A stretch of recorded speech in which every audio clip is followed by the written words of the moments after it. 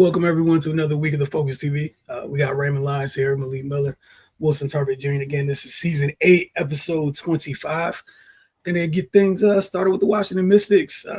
Everything goes live this Friday. They open their season against the Atlanta Dream. But that's also who they played in the final preseason game. So we'll go ahead and get some of that up on the screen in a second. Washington fell to Dallas 80-7, to Atlanta 80-70. Atlanta got off to a great start. Washington, they tried to fight and get their way back into it, but couldn't really capitalize when they did cut it to single digits. One of the interesting things, Atlanta's another one of those teams where they added some pieces in the offseason. Ray, you'll be happy to know that Brittany Griner's first shot against Washington was a three-pointer, which she cashed. Her first two were threes, which is crazy when you think about her being in the front court with Brionna Jones. I don't know who you would expect to be popping out while the others are operating in the post, but I did not have BG's first two shots being threes on my bingo card last week. That said, Washington continues to get ready for opening night. You guys want to check out the Mystics outlook of that, head over to the channel. That is still up and available for you all. Friday night, 7:30 p.m. at Care First Arena. They will host the same Atlanta Dream that you guys see right here. We talked about the front court, the new front court for the Dream and Brionna Jones, Brittany Griner. The usual suspects are still there: Ryan Howard, Alicia Gray. Unfortunately, Jordan Canada got hurt in that game last week, so hoping that she has a speedy recovery. But we saw, they had young Pow Pow from South Carolina. Was productive during the preseason. But Ray, I'm going to ask you a couple things you're looking forward to as we approach the Mystics season opener. Hopefully looking forward to seeing them healthy and at full strength. That's definitely been a struggle for them the past couple of years. They already been hit with the injury bug a little bit in preseason. Of course, with one of the draft picks, Georgia Moore going down, then Aaliyah and Shakira just kind of nursing injuries. Just want to see them be able to actually put a complete product on the floor so we can really see what they're capable of. Also looking forward to seeing how this new coaching staff, uses this team. They got a lot of pieces that complement each other. In the preseason looked like they were going to try to play with some pace, which will benefit them. They're in a position where Brittany Sykes doesn't have to be on the ball as much this year, and she can be that slasher that that she's been previously to come to the Mystics, which is really her superpower. That's really where she's able to shine. So yeah, man, just want to see them, of course, get through the season with everybody upright, and and then just being able to maximize what they have. Aaliyah going into her second year, just really excited to see how she's improved her game after officially getting her rookie year and W out the way. Also excited to see what Kiki brings to the team. She had a pretty solid preseason. Just want to see her, get in and take her lumps and see her development as the season progresses. So yeah, man, as always got that cautious optimism at the beginning of a season. Hopefully they can keep me in good spirits. But nevertheless, just going to keep a close eye on them and see what they do throughout the year. Right. I'm gonna have a couple updates for them this week before Friday. Ray, one of the biggest things you touch on is just the health of this team and who's available and how much they're available. Hopefully we'll find out a little bit more details. We'll see. Hopefully if things work out, they'll have a couple members of that front court available to play in that opening game. It would be nice considering the front court you're going to have to deal with. It'd be nice to have be able to have Shakira and Aaliyah out there. I know they got Sika Kone back, so that's great. Sika, I think we could all agree, really contributed last year in the time that she was given. So it's great to see them kind of get their front court whole again.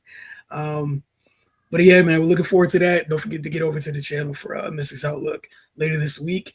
We'll see you guys a couple times this week for Mystics Outlook. We got Friday night opener and then Sunday afternoon. They head out on the road immediately to start the year. They host Atlanta. Then after that, they're on the road immediately. I'm going to switch gears just a little bit because social media was going crazy last night. Malik, we're going to start with you here, but I know you see it crawling across the bottom screen, but set all this up. NBA draft lottery results, the great discussion to tank, not to tank, reward for tanking, not to be rewarded for tanking. The system is rigged, all the fun stuff being said last night, all the fan bases who were expecting a top 3 pick, a top 4 pick, what have you. Some people are at 10 trying to figure out where their life went wrong. But it's always fun. It's always interesting. Ray, we'll start with you though. Your thoughts on last night? I'm sorry, not Ray, Malik. We will start with you. Your thoughts on last night? So we can start with Ray. We can because maybe he'll answer some of my questions or debobble some of my things because I got some things. If you want to see the Florida Ray, that is your choice. We will do so. Good sir, Ray. The floor is yours. Yeah, man. All the chatter is funny.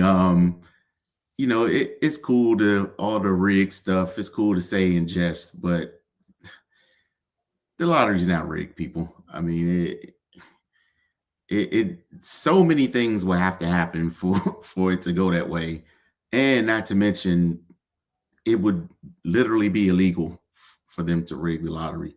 So I don't think they will put themselves at risk like that. I know it's fun to joke around, especially given the circumstances leading up to it. But no, but seriously, like Wilson, you kind of touched on it. I'm glad it worked out the way it did, because this tanking stuff has got to stop, man. It guarantees nothing. You shouldn't be rewarded for losing on purpose. That is it's contradictory to your job description as a team owner, GM, coach, or what have you. Your job is to win basketball games. And for people to intentionally go out and sabotage that, yeah, you should be picking 6th or 10th or wherever. So just go out there, try to put a decent product on the floor. Everybody's not going to be a contender every year. I get that. The position that some teams are in, yeah, it's going to be a struggle, but you got to go in there and just try your best and let the chips fall where they may. But in terms of the lottery itself, I was shocked to see it play out the way it did, though. Once those picks started getting called out and the chips started to fall, and I started looking at those possibilities. It's like, yeah, this is going to be real interesting. But yeah, of course, Dallas got the coveted number 1 pick. Also the Spurs, a team that is going through a little bit of transition in the youth movement right now, coming in at number 2. So that's going to be exciting to see what they do with that. And Philly got the 3rd pick. They need some good fortune because they've been going through it. So yeah, man, people got to go to work. At this point, it's really a 3-player draft. So, those teams in the top 3, you can kind of figure out what they're going to do. But yeah, beyond that, scouts and GMs, they're going to have to do their jobs. Of course, the Wizards, they fell to 6, which was the most likely spot that they were going to draft in, but they were tied for the best odds for the number 1 pick. But yeah, man, again, the basketball guys aren't going to reward what they did last year. And honestly, I'm happy about that. But they're still in a good spot. I saw a lot of talk about Derek Queen being a favorite at that 6th spot, which I definitely wouldn't be mad at. Or I know me, you, and Cardell talk a lot about the center from Duke. His name escapes me at the moment, but that'll fill a need that they desperately have. So yeah, man, just interested to see what these lottery teams do. But yeah, man, tanking should be discouraged. I'm glad things keep working out like this. You know, just do away with that and and have some integrity about the way you go about your business. Malik. Before Malik, comment before you go, I was just sharing a couple comments. You know, we don't typically do a lot, but what one of folks got a games was just like it was like it's a rig with exclamation point, such percent rig. Multiple teams have traded mega stars. LA get the number one pick right after. That's it. That's I was going. Can There you go, talk? Malik. Go Yeah. ahead. Do you have the list of those players that tweet? Do you remember the tweet or do you Oh by no, memory? they were just sharing it throughout the So comments. Nah, I don't have. oh yeah. So they even to from my point of view is 100 far further away from the previous point of view because I definitely think there's some rigging in sports. And with that being in sports, we're talking NBA right now. Absolutely, I feel as though that's a thing. Why? Because so it's the lottery system. Correct me if I'm wrong. Is it still the pinball system? Is it still the all the balls and they pull the for the order? Is that Yeah, still the it's system? a little more complicated, but yeah, it's still the pinball. Yeah. Right. So for it to be something of that simple, and then at the same time, people are saying these are the percentage odds for a team to get this or that. If it's all equal in the how it's came brought up for the draft order, then I'm not understanding where you're pulling these different type of odd numbers from. For not per player to go, but for a team to get the first pick or the second pick or things like that. Yes, the picks are so. And even with the comment that you were speaking about, it's like, is it coincidence? You know, that comment you were speaking about, they talked about Wemby getting drafted after the Spurs gave up a big piece. Anthony Davis got drafted after what was that? The Hornets. The Hornets gave up a big piece. LeBron James, just different players saying the teams got the first pick after they gave up the super big puzzle piece of the hometown of that which they're in. And then it goes, was Cooper Flag ever going to be in Washington D.C.? Was the NBA, and I wish Cardell was here today, because would the NBA, in my opinion, would the NBA lose millions of dollars slash the careers of guys like Cooper Flag or VJ or Ace or any of these super big, maybe the face of the NBA guys going to Washington D.C. or the Charlotte Hornets? Like you're so, if you're following there, it's just like it might not be rigged, but putting the ball in the basket, but definitely it's a round table where it's Adams, where it's the guys that are friends at the top, the people that make all that make the money off the players, that make the money off the organizations. Those are the guys. Everybody gets their piece of, in my opinion, all opinion based. Everybody gets their piece of the pie, but some things are understood. They weren't going to what was the worst team? Charlotte, Utah, Washington. They weren't going to none of those teams. But the teams that got in, San Antonio Spurs, they can get a top 2 pick protected, and that's going to be a guy that might be the face of the NBA realistically in a few years might be an all-star. Philadelphia is a place where you can hone in and grow a guy. Dallas, especially with everything they got going on. So my opinion is definitely a little bit different there than Ray's. Yeah, I'm just man. When I tell you I'm so indifferent, um, I'm so indifferent. Man, I just be old man yelling at cloud on this one. Win games, bro. Draft well, trade well. Going with your life. I get like my basis for just why I'm indifferent. We can go back through the history of time in any sport and come up with anything, find different examples of it happening, of whatever you might want, whatever theory it may be. That's it. Typically, when it works for whoever's team it might be, people are quiet. If it didn't work for your team, it's time to be loud. That's it. Let's talk about all the years in between. Like, there's years when I think after Bron left with Cleveland, they got a bunch of number 1 picks. Cool. And Cleveland, how long has Cleveland been good since dude's been gone? So, like, even if that happens, that doesn't mean that you're going to do right. Sometimes bad places are going to be bad. Even if, we take out the tinfoil hats, you can still just not be good. Like, but is it rigged? I don't think so. I don't think so. Okay. I don't think they're rigging a draft for Cleveland to take Anthony Bennett with the number 1 pick. Man. Like it just. But like I will say like, all right, cool. Like we can be like, it is interesting. I will chuckle that Cleveland got 3 bites at the apple after losing. You know what I'm saying? But at the same time, I will also laugh deeper from within that they had those 3 bites and did absolutely nothing with it. Absolutely. You know what I'm saying? So I get all of it, and that's why I'm just indifferent. It's just hilarious. Charlotte's been picking this side for however long. Yeah. I mean, Utah's been bad since John Stockton and Karl Malone stopped playing. We just gotta hold the organizations accountable at some point. Like for Philadelphia, like I guess maybe they deserve something nice or whatever, but well, how do we know they're gonna do the right thing?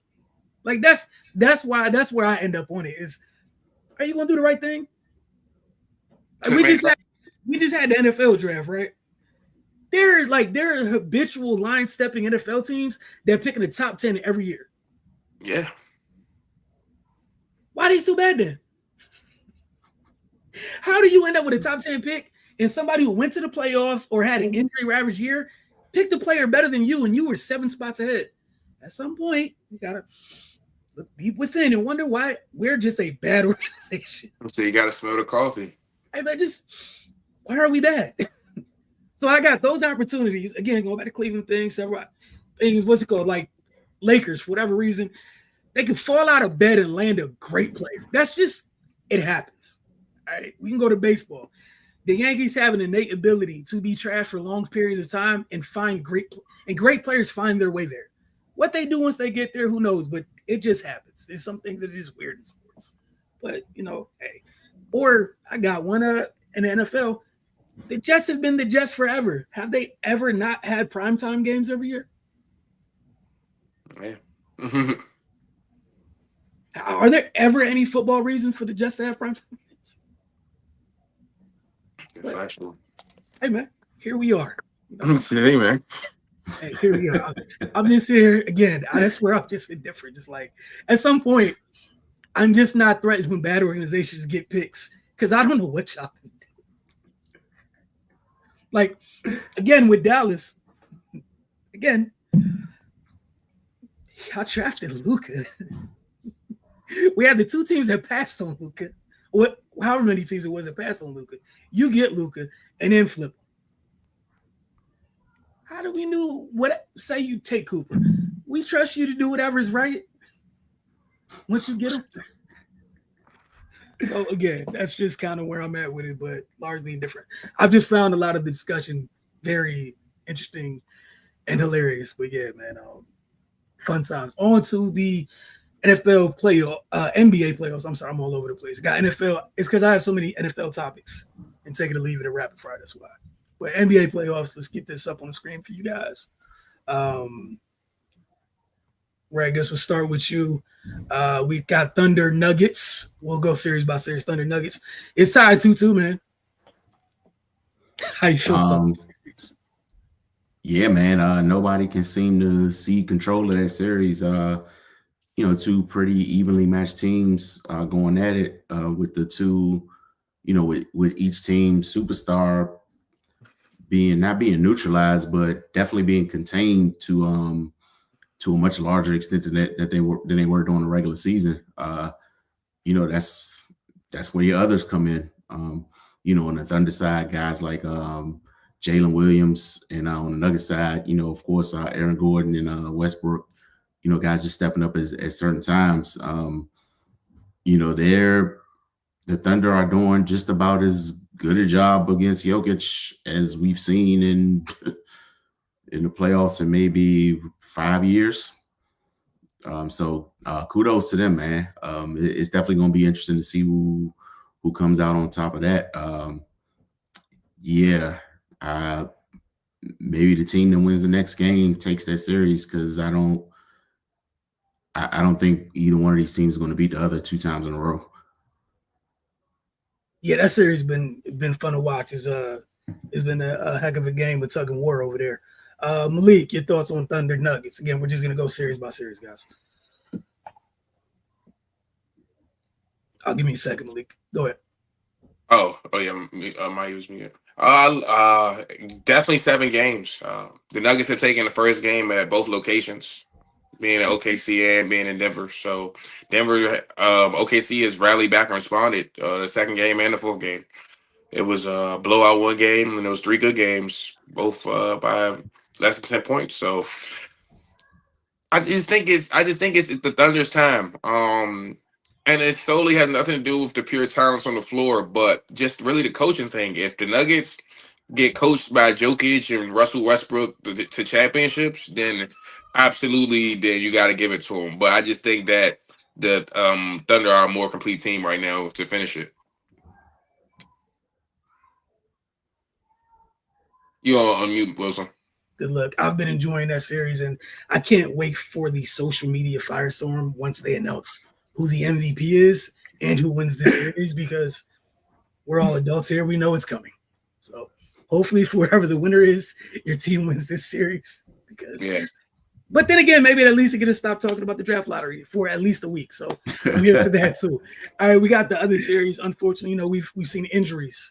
Before we continue, we've seen injuries rear their ugly head here in the postseason. We saw Steph go out early in the series with a hammy. Hey man, Young Wolves up 3-1 right now. Malik, start with you in that record. They gonna get him. Yeah, I was just looking at the boxes and everything. I think Stephen Curry is good for Game 5, maybe. If should be. No 5. No 5. Mm-hmm. Oh, and it's already 3-1. Yes. Oh, sir. Yeah, like the Warriors. If this was the Royal Rumble WWE, they over the top rope. They got 1 foot in the air, 1 foot on the thing, trying to put the. But it's like you going down, and it's like you can go down fighting you, which they absolutely will. But you're going down. The position they're in, just the position they're in. They're trying to fight without Superman. I mean, Jimmy Butler is absolutely the playoff guy, taking over, scoring 30 a game. He's not, but if he was, they could win this series. You feel me? Well, they definitely could. Yeah, the games they've lost, they've taken it a hard fight in the third and the fourth quarter. A few of them without playing with Stephen Curry. So if Jimmy Butler's that 30, if he turns and be that 30 point guy, two more games, he could get there. But I definitely like the Timberwolves in either the 5th game or the 6th game. Right. Your thoughts on Golden State, Minnesota? Yeah, I think it would definitely be in Minnesota's best interest just to wrap this up in the next game. But the Warriors, they're a proud team. They've definitely been fighting, but it was absolutely going to be an uphill battle once Steph went down. But the Wolves, they've held them off.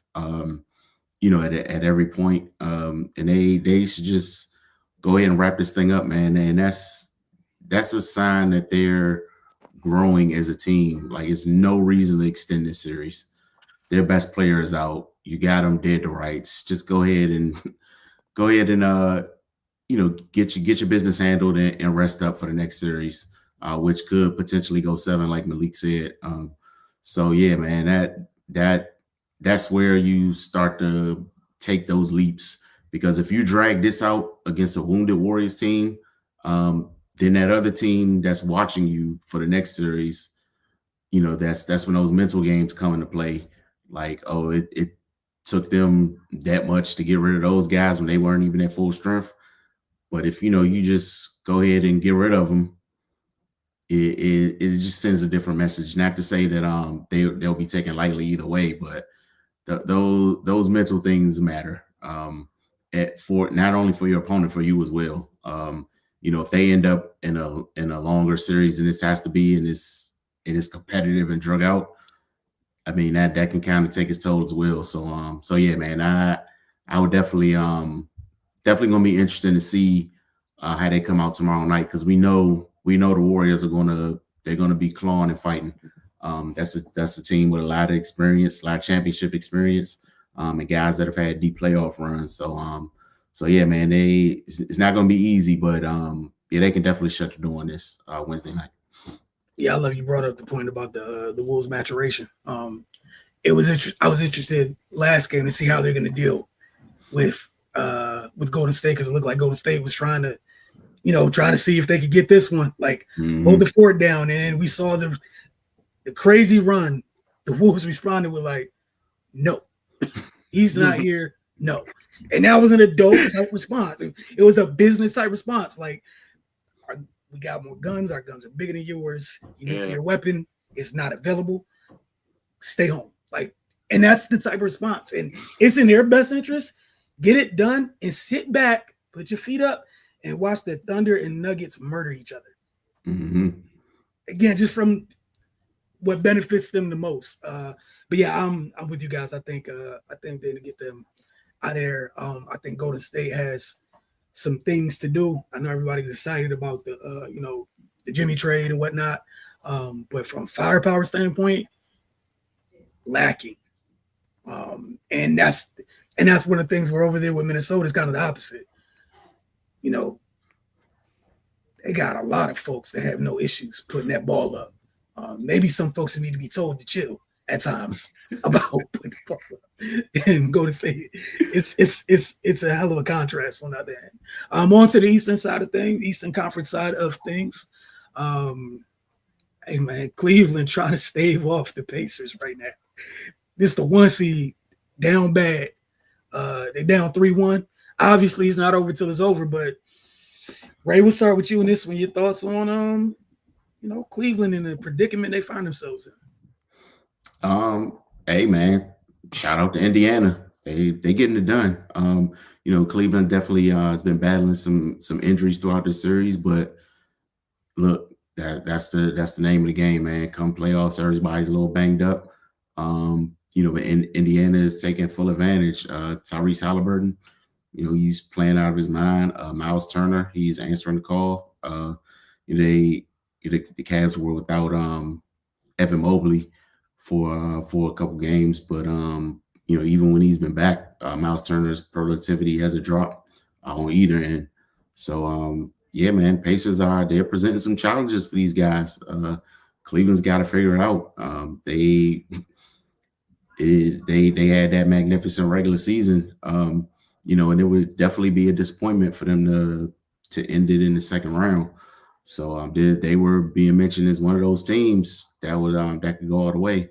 So yeah, they got to figure some stuff out, man. But Indiana's they not here for it.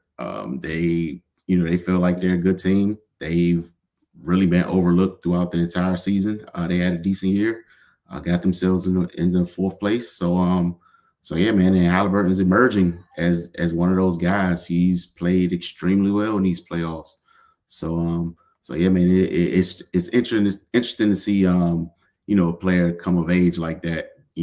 From somebody that's not as heralded. The playoffs is where you make your name, and he's definitely doing that. So if they get them up out of here tonight, that's going to do wonders for them, for their confidence.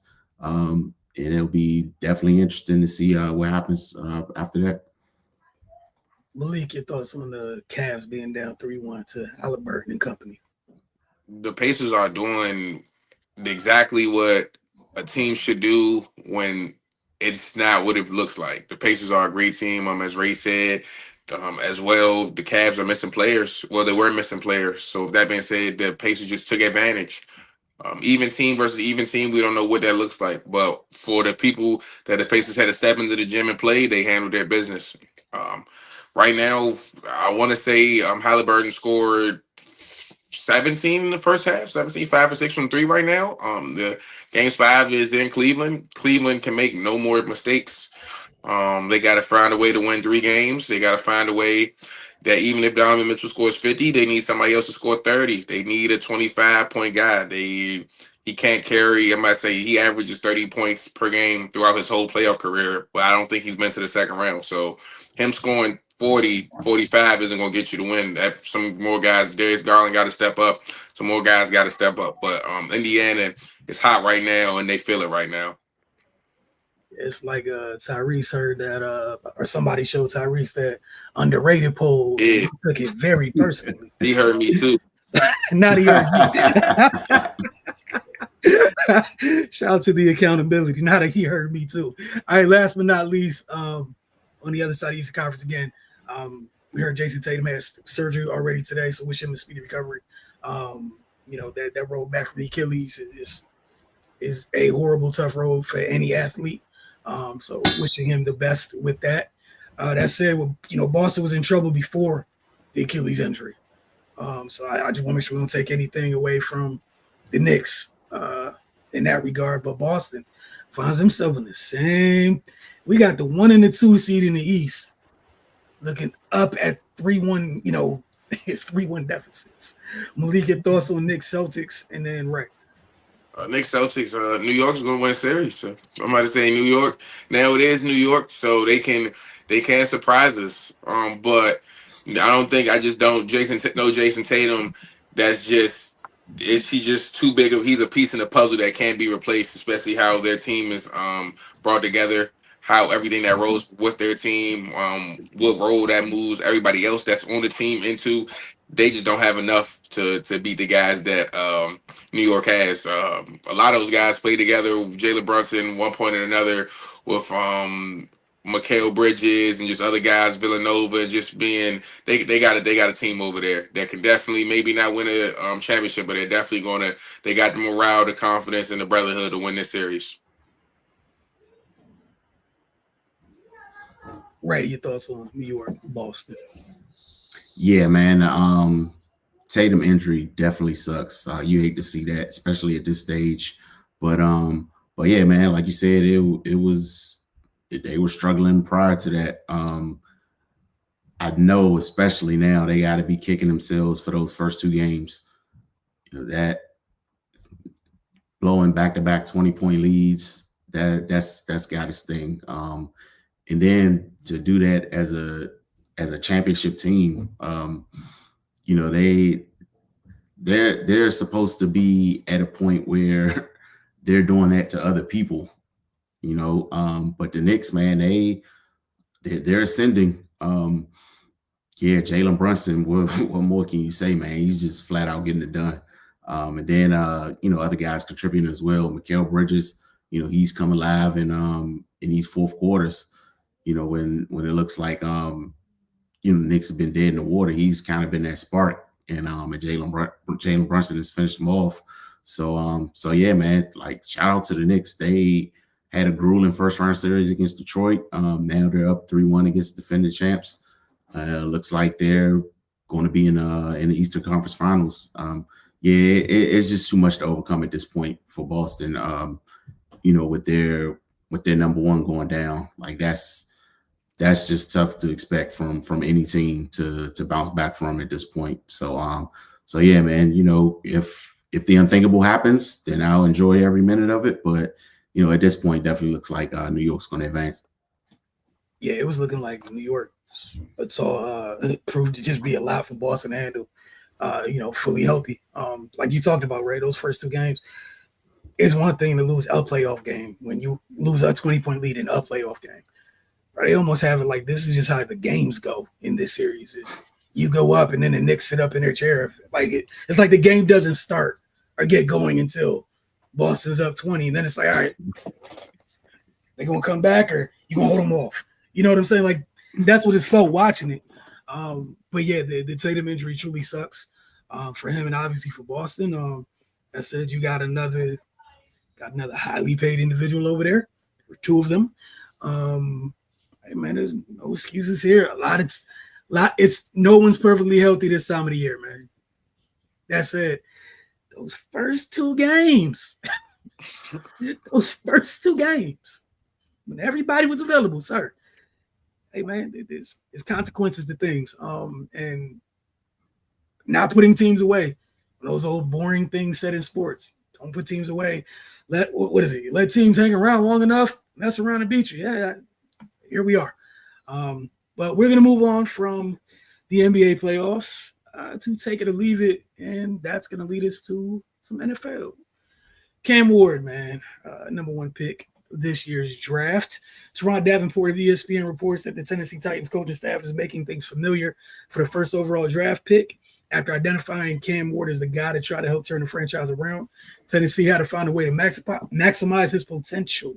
Titans coach Brian Callahan has already started marrying some of the passing concepts Ward executed at Miami to their offense to make the quarterback comfortable early in the process. Callahan said he and the offensive staff have watched a lot of tape to get a firm grasp of what worked for Ward at Miami. The Titans hope to replicate and emulate the early success of recent rookie quarterbacks Jaden Daniels, C.J. Stroud. Tennessee's looking to follow the path that the Texans and Commanders did with those two respective quarterbacks that led to them being named Offensive Rookie of the Year while leading their teams to the playoffs. So take it or leave it. They're setting a good foundation for Ward to follow in the footsteps of Daniels and Stroud. Malik. I'm taking it. Absolutely. When it comes to you have the franchise person, you need to make them feel. The smart thing about it, in my opinion, is to make them feel comfortable. You've given the arrangement is the arrangement. The money is, I say the money is the money. The bonus will be there. 100 touchdowns, 0 touchdowns. The money is the money. So allowing your investment to feel comfortable and what they like to do to add on to what you can teach them and how y'all can mold together will definitely be better than some of the organizations that take guys, make them learn a playbook that they don't know about, give them stuff that's unfamiliar to their niche.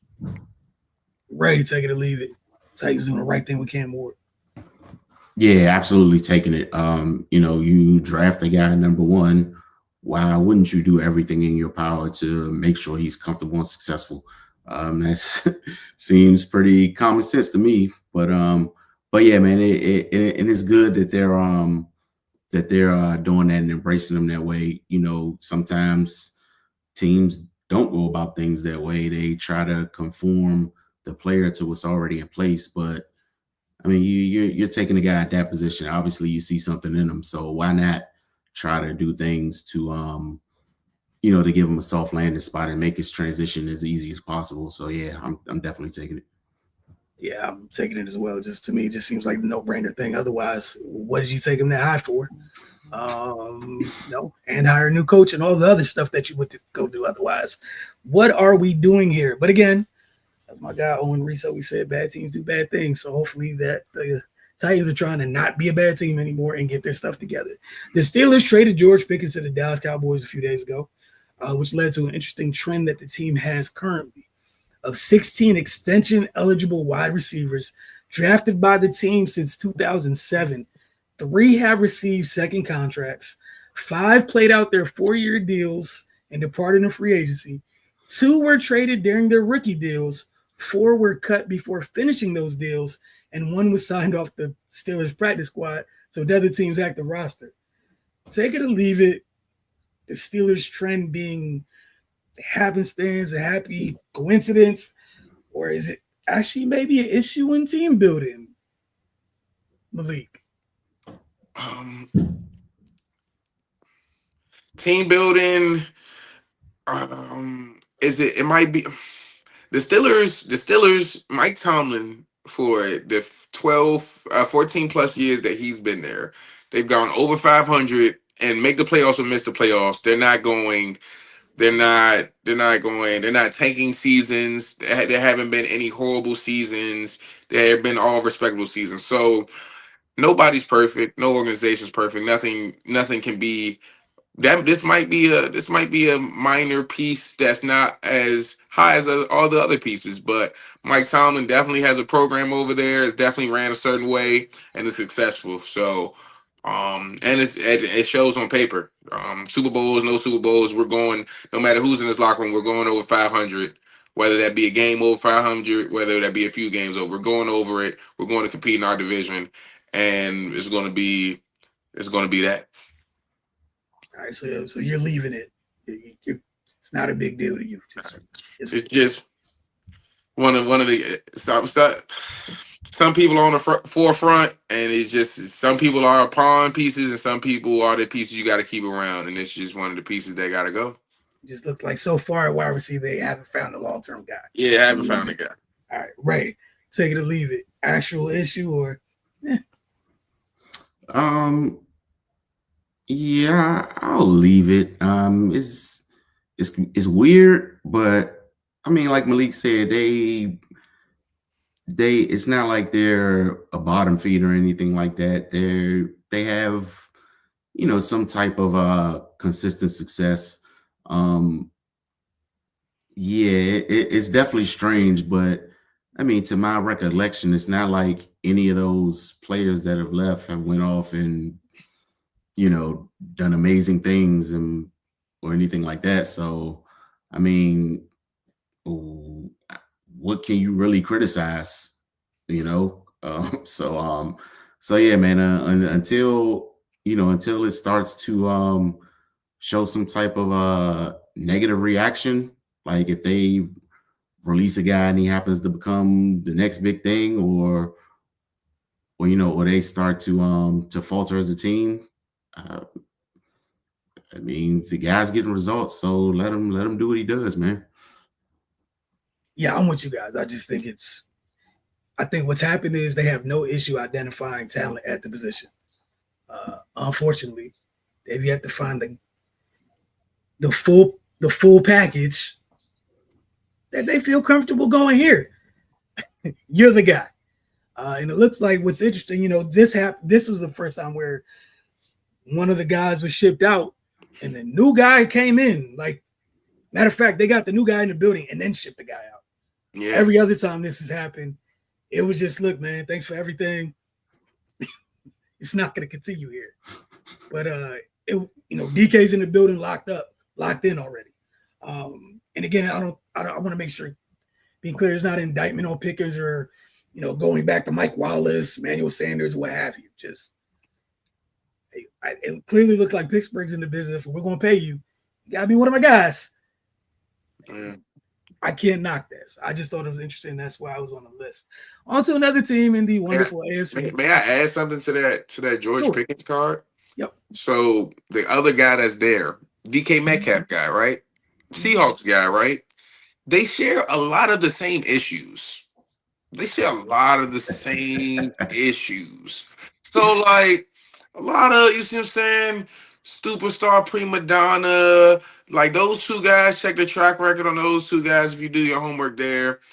Not to spill anything negative, but the facts are the facts. They share a lot of the same off. We're talking off the field problems and on the field issues. So I see how it could have worked together, but I see why they didn't. Nobody has time to babysit two grown men at the same position group. I was surprised I wasn't part of your first. I was waiting for the Seattle spin on it. I was waiting. On to another team out of the AFC, the Cincinnati Bengals, man. Defensive end Trey Hendrickson is entering the final year of his current contract, but he's seeking a long-term deal. According to Hendrickson, Bengals coach Zach Taylor sent him a text message Monday that missing the team's mandatory minicamp, which is exactly 4 weeks away, will result in a fine. Hendrickson said, "We've tried to keep it as least amount as personal as possible, but at some point in this process, it becomes personal. Being sent 30 days before mandatory camp, or however many days it is, that if I don't show up, I'll be fined, alludes to the fact that something won't get done in that time frame." From Hendrickson. Keep in mind the Bengals paid both wideouts this offseason. They gave bags to Chase and Higgins. Take it or leave it that the Bengals may have mismanaged this situation with Hendrickson. Also, before you guys answer, since joining the Bengals in 2021 via free agency, he's led the league with 17.5 sacks. He's requested a long-term deal last year after signing a one-year extension on that original deal from 2021. The original deal was 4 years, $60 million. Then he signed an extension, and that extension is what has us here with the 50. I think it's like 15.8, 15.6 base salary. And if you guys remember, one Myles Garrett got paid an entire nation's worth of money this offseason. And Trey Hendricks kind of like, yesterday's price is not today's price. And to which I can't get mad at Trey Hendrickson. He's been very productive. That said, last little thing to leave you guys with. Hendrickson said there are unprovoked shark attacks and there's provoked shark attacks. Ray, we'll start with you. Your thoughts on this situation, take it or leave it. The Bengals out here trying to mess around and find out. Um, I guess I'll have to take it. I feel like we discussed this on the show previously around the time NFL season was ending, and this was it. This was an inevitability. So they probably should have got this done before now. I mean, but we knew they were going to have to pay. They were going to have to pay three guys. That was unavoidable. But like you said, this problem didn't come up yesterday. Pay people early.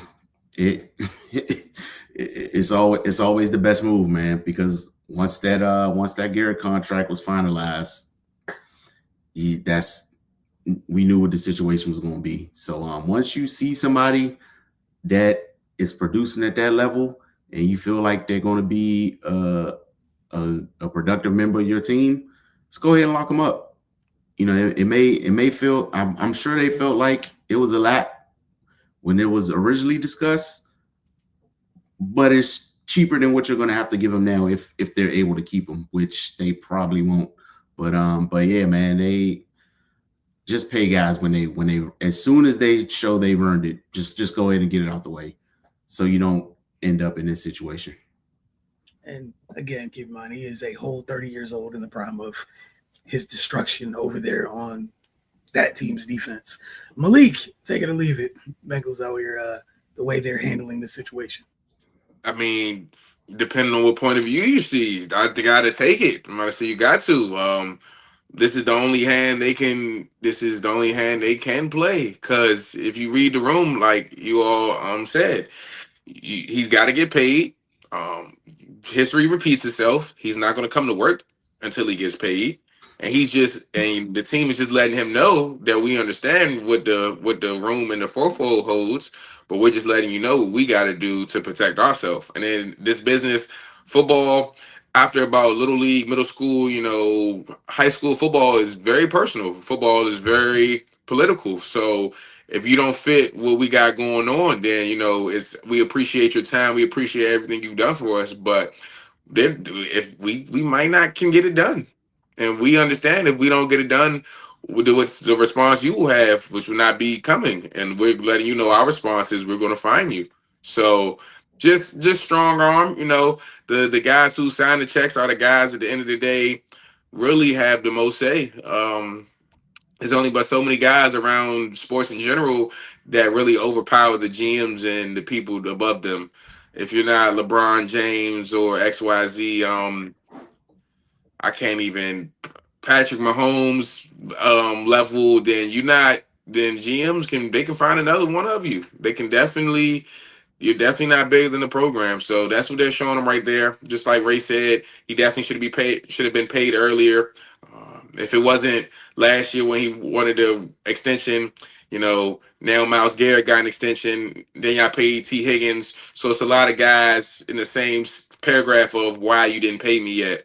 And like you said, Wilson, he led the league in sacks when he did, and he's doing everything at the age of 30. So.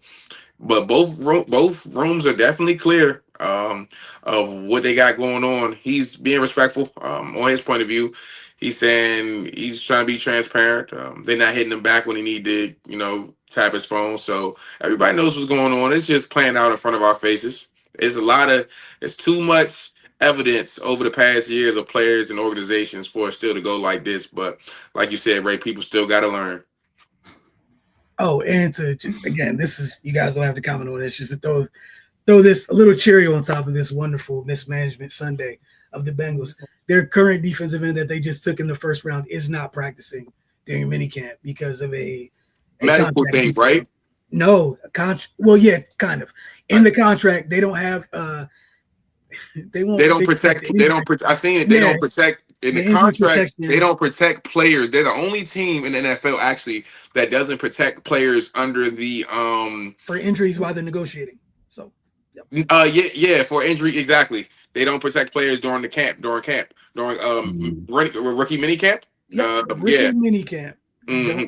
You don't protect so they're already showing you who they are, and they're the only team in the NFL. They have no other votes, no other teams partake in this. No one else does this. Yeah, 1 in 30. You just pick the player, of course you would hope to protect them if they're out there in your building moving around and such. They said no. However, They said we're not going to do that. So that being said, they're the sort a few sore thumbs, might be a trend, but just one person out of a group of at that point, they're telling you who they are. They're showing you who they are, and it's just leading up into that last day of when one side's going to boil over. oh, that's crazy. That's hilarious. I'm sorry. That's just hilarious. But we're gonna move on to rapid fire. Look, man, we knew this would eventually be a thing, but the Bucks were bouncing in the first round of the playoffs for the third consecutive postseason, and according to multiple reports, it seems as if one Giannis Antetokounmpo is open to life outside of Milwaukee. If that's the case, give me a couple of teams where you can actually see Giannis landing, keeping in mind the potential compensation for this multiple MVP and NBA champion. Ray, start with you. Like, I don't even. It's hard for me to even process this type of stuff. Like, where are you going? Where are you going? Like, I mean, like, what benefit do you have of leaving? Like, honestly, I mean, I get the situation in Milwaukee. We talked about the type of miracles their front office is gonna have to pull. They don't have draft capital. They kind of traded away some key pieces. They brought in Kyle Kuzma. It's a lot of stuff been going on there, which would be understandably frustrating. But I mean, at the end of the day, like you're the franchise guy. You leave and go somewhere else. I don't understand how that benefits him at this point. You're not going to go to another team that's void of talent. So you're going to go somewhere else, and then it's just going to be championship or bust. And when you don't win, then you're just going to everything that you've accomplished is just going to be torn down and forgotten. Unless something super crazy is going on in Milwaukee, just stay put and build it back up, man. Like I don't get it. I will never understand a player in his position going to another team unless like I said, it's just some extenuating circumstances to where, all right, man, it's time to go. This thing's falling apart. Nothing makes sense, and this is just not a good place to be right now. So I don't even have a destination in mind. Like I honestly don't. And I never do when a player of this caliber is rumored to leave their current team. Like, because it just where are you going to go that's going to be better? Like you're going to go join two other superstars and do what? Like I don't get this. Like maybe I'm having an old man yelling at clouds moment, but if you're that guy, like I don't know, man.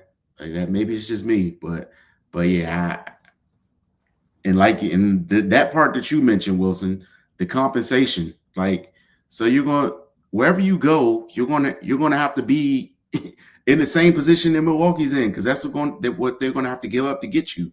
So yeah, man. If he does go somewhere else, I hope it works out for him. But I this looks like if he hates Milwaukee that much and he wants to go somewhere else, it definitely looks like a lose-lose, because it ain't gonna be cheap. Malik. Well, when does he become a free agent? So he comes a free agent this summer? No. What is he? Did he extend? Yeah, so 2027, 2028 is his player option. That's his okay. Oh, that's the old new contract. Mm-hmm. Yeah, the player option in 2027. Yeah, like it's just I was just looking at the numbers. All the numbers were together. Yeah, so for these numbers, like 175 over 3 years. That's your extension. Signed 175 all guaranteed at that. Like, I'm just we can't. Like we can't. I understand you see what everybody else got going on when they request trades and they do those things, like, and they get what they want, like what they Kevin, Kevin Durant, says he wants to go here, he goes there, things of that sense. But it's like, I want to see him play in San Antonio.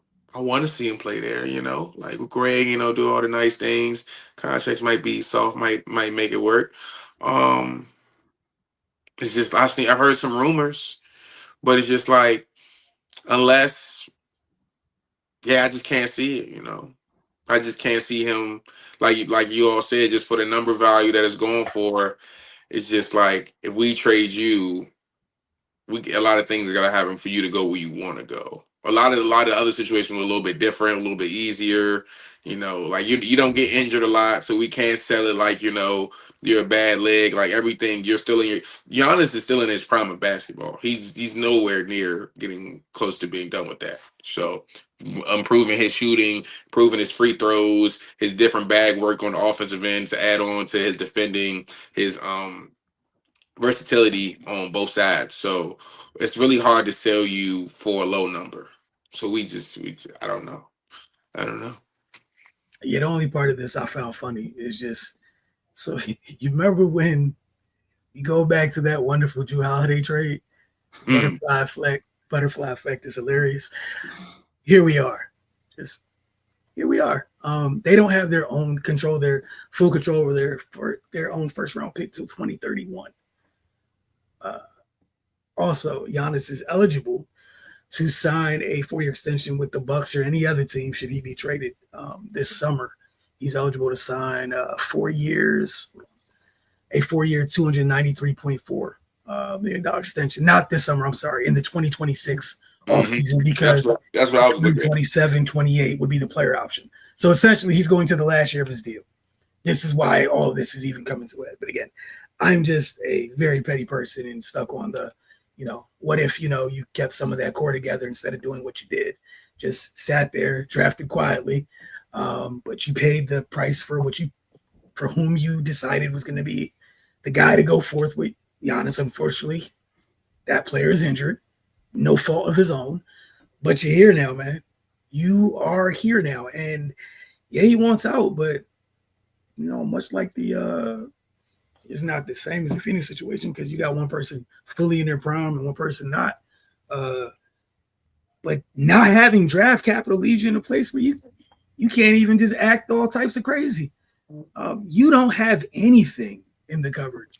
And then I guess for Ray's point, I guess the thing that's interesting is the only place I think where things could work in terms of like the compensation where people don't lose too many players, those are young teams, man. Like those are young teams, which means if you go there, it's all on you, Bubba. All on you. No matter what happens, it's all fully on your shoulders. That's not to say you can't handle it, but again, I just find it interesting. But staying in the Eastern Conference, the Pacers and the Knicks on the verge of moving to the Eastern Conference Finals. We talked about this a little bit earlier. Both teams echoing the same sentiments. It's 3-1. It isn't 4-1. Job's not done type messages, what have you. What do you guys think about potentially having the Eastern Conference Final matchup, with one big media market, what have you, but Eastern Conference Finals matchup with, I don't think either team having a bona fide, like, true superstar to the masses? Ray. Oh, man. The 90s is back. We got physicality, a Knicks Pacers possible Eastern Conference Finals, man. but yeah, I mean, this is I personally think this is a good thing. Both of the guys pictured, man, they've been playing beautiful basketball, and they got their teams on the verge of big upsets. So, I mean, I know these aren't the Knicks, of course, the biggest media market in the world, but from, like you said, from an individual player standpoint, no names really jump out at fans across the board. But I mean, if they've been watching, and they should, because what Jalen Brunson's been doing in clutch time, man, he's been lights out. And Halliburton, man, he's been running the show beautifully. He had a sensational finish to the first round series, and now in this series he's continued to stellar play. So yeah, man, like I never understood why people are against the team that played better winning. Like it just is what it is, man. Sports is results based. So if a team that you don't think is a marquee team happens to outplay a bigger name team, then so be it. Just enjoy what you're watching, and if you don't enjoy it, then don't watch.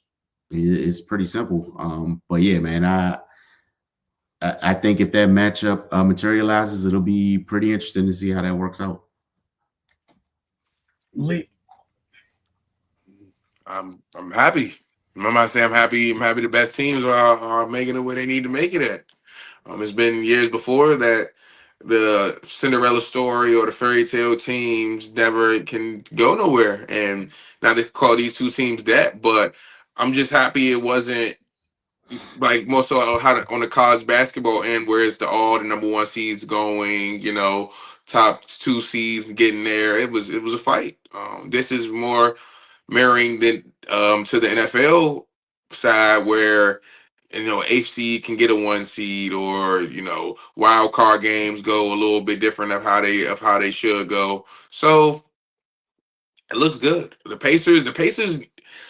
Pacers are definitely people who should definitely. And I had to do my homework as well. Definitely got to do more research on the Pacers than what they give them credit for. Teams around the NBA are indeed good, but Pacers got a 22 and 10, 22 and 12 guy. They got a guy and Pascal. He's played on a championship team. They got a lot of length on their team, and they're doing it. The Knicks on the other end, like I said earlier, they got a lot of guys that just have been together for a very long time, whether it be on this level or another level, and they're gelling. They brung Cat, they brung Big Bugatti to New York, and he's not, as the younger people say now, he's not selling. So they got some things going. They got some things going on. Oh man, all right. Yeah, just the nicknames for that gentleman have me laughing. So yeah, I didn't know which one you were going with at that moment. That's why I started laughing. I'm happy you went with the one that you chose. That said, and how about that before we get off? The rare win-win for both teams in the trade for Minnesota and New York. Like you swapped your bigs, and both of you are happy and trying to move forward, potentially in the conference finals in your respective conferences. So it's great for both teams. But we appreciate you guys as always for tuning in tonight. Don't forget to get over the channel. Look for Mystics Outlook later this week. And obviously weekly episodes of Focus TV. Check it with you guys later. Y'all have a good one. That's it.